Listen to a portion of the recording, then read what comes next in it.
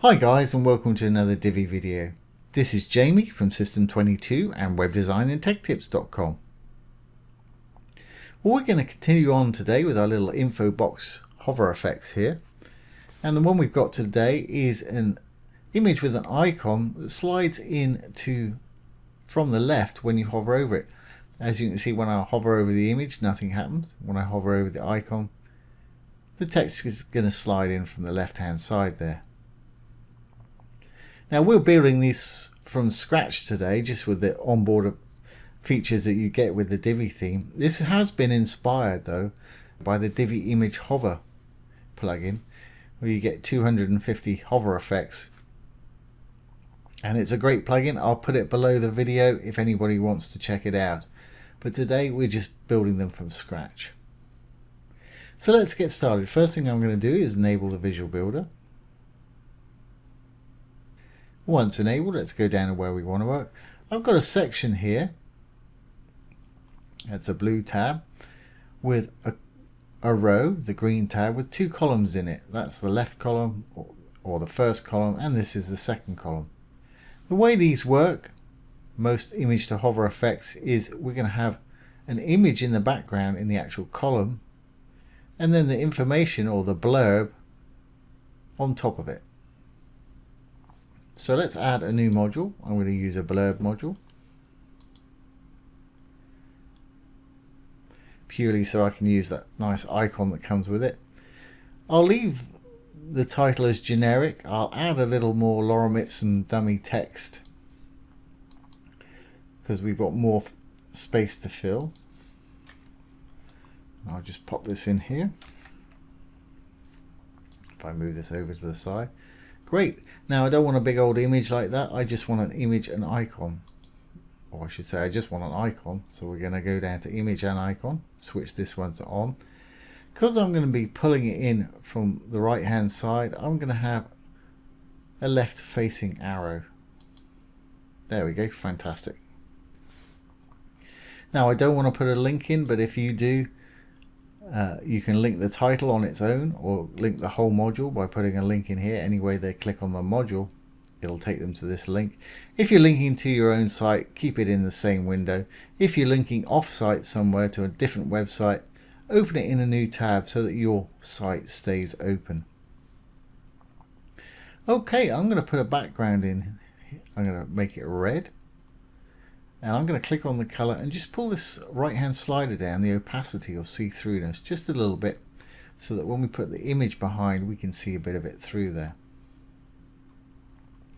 Okay, let's move on to our design tab. Now the image and icon, I just want to make that white. I want to make it similar sort of size to the rest of our icons that we've been using. I think that's been 40 pics. And I also want it to be on the left hand side here.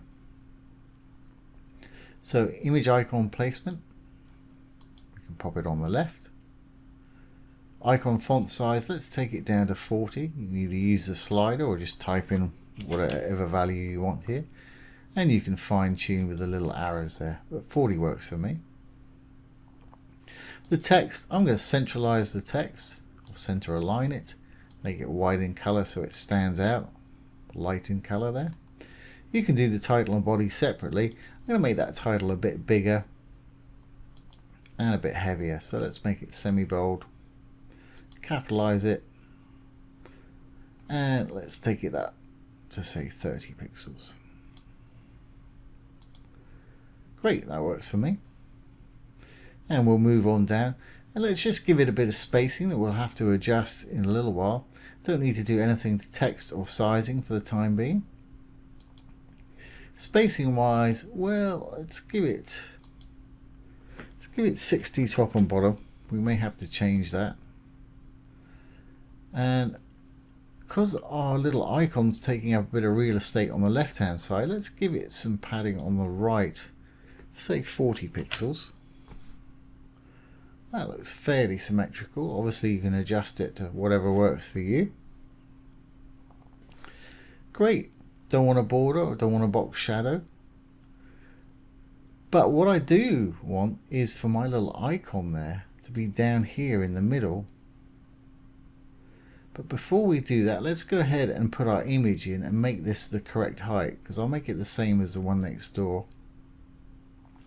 So let's save what we've got going on here. We'll go back into our row, the green tab, go into our second column there, which is what we're working on over here. Background, let's put an image in. I'll use the same as I did for the one on the left there, which was that guitar one. You've got color, gradient, image, or video if you want.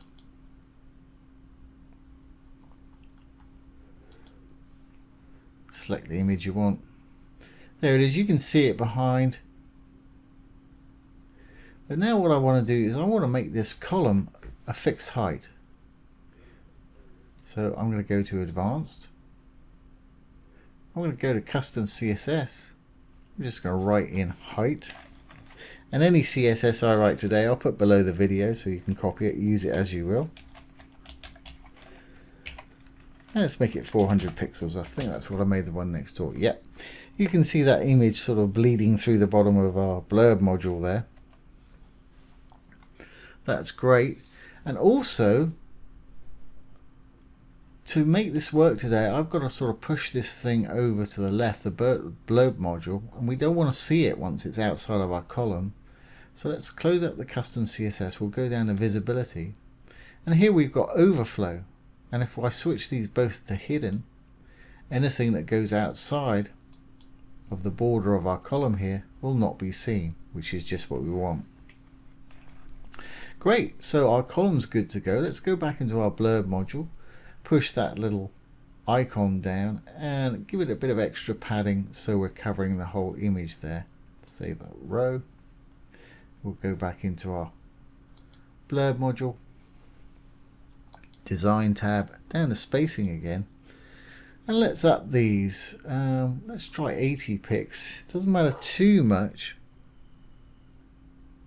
Get to cover the whole image, which is great there, and everything looks fairly symmetrical in there. So let's leave it just like that. That's great. Now we've got to push this icon down, and we need to use a bit of CSS for this because there's no switch to do it here, but it's very easy. So we'll go over to Advanced, Custom CSS. And this is actually the image now, because we're using an image rather than an icon. So let's give it padding on top of 100, which I think I used for the other one, should be just right. So padding, top, and I'll give it 100 pixels, semicolon. Yeah, that looks pretty good to me. Obviously you can adjust yours how you will. And I also, it's just about right there, but I'm just going to give it a slight bit of padding on the left to pull it slightly away from the edge just a little bit more. So padding, dash left, and let's give it 3 pixels. Yeah, I think that'll be okay. Great. Put a semicolon. Reason we put semicolons on the end of here, if you write more lines of code and you forget to put one of these on, it won't read the next line. It's okay if it's the last one, but it's a good idea to put them on there as a rule. So let's go back to our design now, and we're going to push it over here so we can just see the tip of the icon and none of the text. To do that, we've gone to the design tab. We're going to go all the way down to the transform, and we're going to use the second one across called transform translate, or move basically. I'm going to uncheck the little chain because I don't want these both moving at the same time. And now I can pull the square or pull the arrow and pull it to where I want it.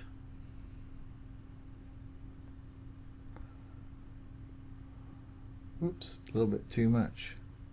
It's almost right there. Let's call it 462, 463 or 461. And we want this to be 0, so there's no gap at the top there. Just select that and hit 0. But we only want it to be like this when we're not hovering over it. When we hover over this, we want it to be back over here so people can read the writing. So common to most Divi modules, if you roll over the dark legending anywhere in there, you'll see a bunch of icons come up. If you've got an arrow, it'll give you an opportunity to set a desktop state or a non-hover state. and a hover state, the little arrow icon there, which is when your mouse is on it. So the desktop, we want that just as it is, so I can leave that as it is. For the hover state, we can set that to 0, so that when they hover over it, it shoots over to the left there. Great, I think that's going to work nicely. Now the default time for it to make that transition on Divi is 300 milliseconds, which is less than a third of a second, which is pretty quick. I like to slow mine down for drama, so if you want to slow yours down, go over to the Advanced tab. Going to go down to Transitions. There's our default 300. I'm going to double it and make it 600 milliseconds. Don't want any delay there at all. Want it to happen as soon as they put their mouse over it. And the speed curve I'm going to use is ease in, ease out, which works for me for these hover effects perfectly. So let's save our changes and we should be pretty much good to go. Save the page changes. And let's exit the visual builder. Okay, well let's go down. As we can see, we can hover over the image and nothing happens. When we hover over the icon, there we go, it shoots across and takes 0.6 of a second to do so. When we roll off, it's going to go back to its position. And that's a wonderful effect for little info boxes and things like that. Of course, once you've got one created, you can copy and use it elsewhere. So there you go, there's a slide in image to icon with slide in left text on hover. So I hope you've enjoyed that today and found it useful. If you have, give it a thumbs up, ring the bell, comment, share and subscribe to our YouTube channel. Once again, this has been Jamie from System22 and webdesignandtechtips.com. Thanks for watching. Have a great day.